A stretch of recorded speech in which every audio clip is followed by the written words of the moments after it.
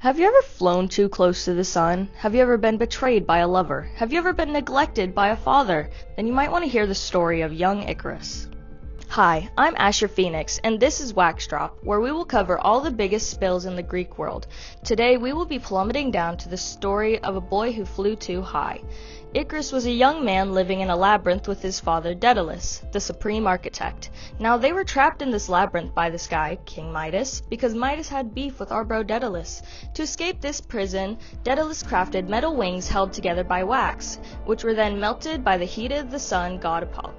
This raises a lot of questions. Was this an act of Apollo to halt their effort? How hot did the sun have to be to melt the wax? Where was Daedalus at the time of the fall? And many, many more. So here are the facts of the case.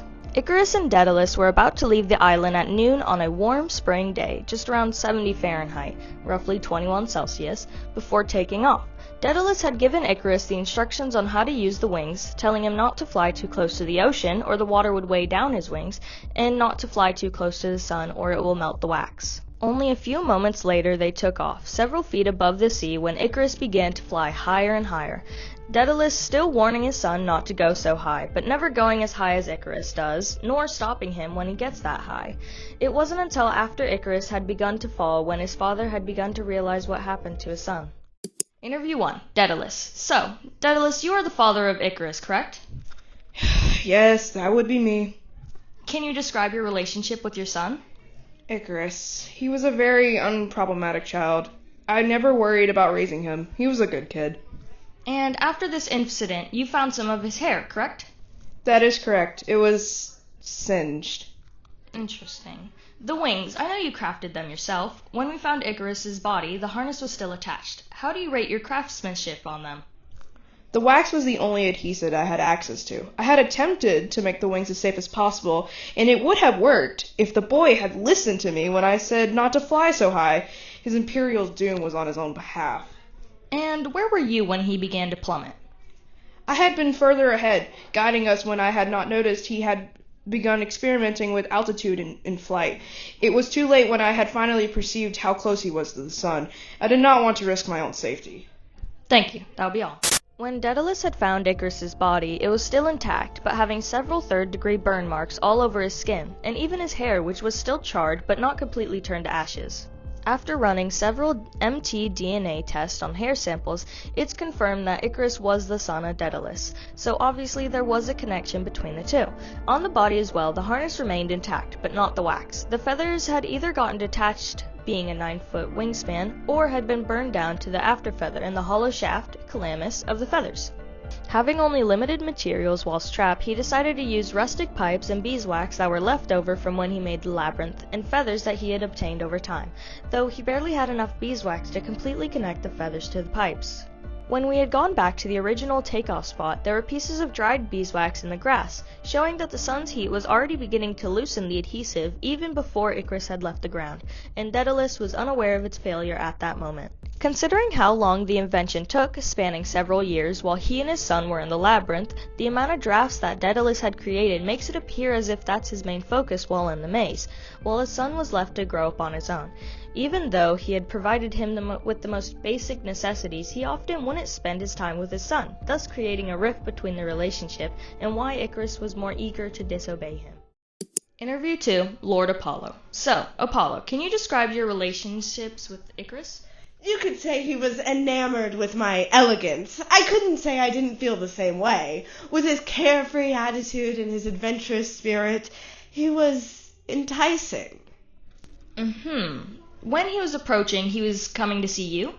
Yes, I had been wanting him to, and I knew he did as well. I'd been watching him his entire flight and awaiting his arrival. How hot was the chariot when he was approaching? Oh, just below 50 degrees Celsius.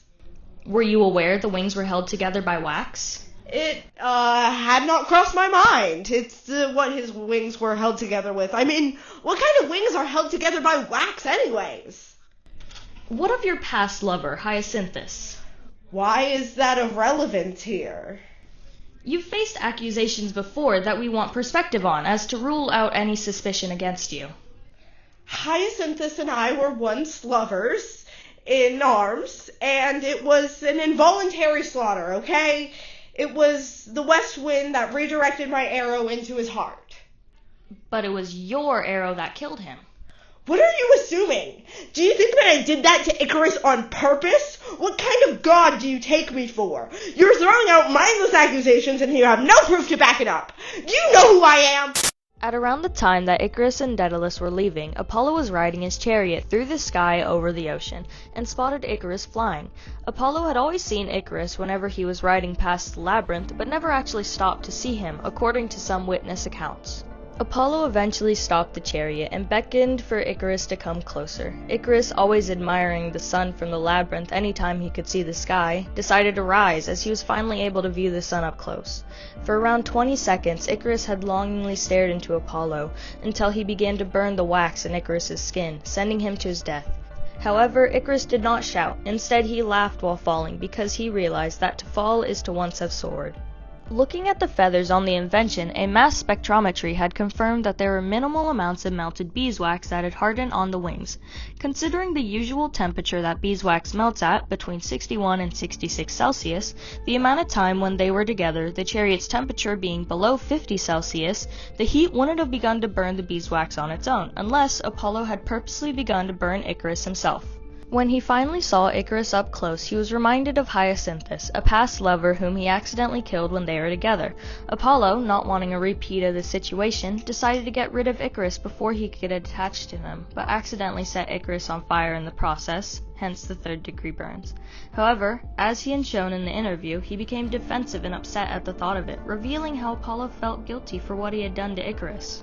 Now hearing this case, we've come to a distinct conclusion that Apollo is directly responsible for Icarus's death by melting wax on the wings in order to avoid getting attached, but ended up killing him. However, Daedalus is also at fault by neglecting his son and not paying enough attention to him. He also had an impact in Icarus's death. Thank you for tuning in to the WAXDROP, and this is Asher Phoenix drip dropping off.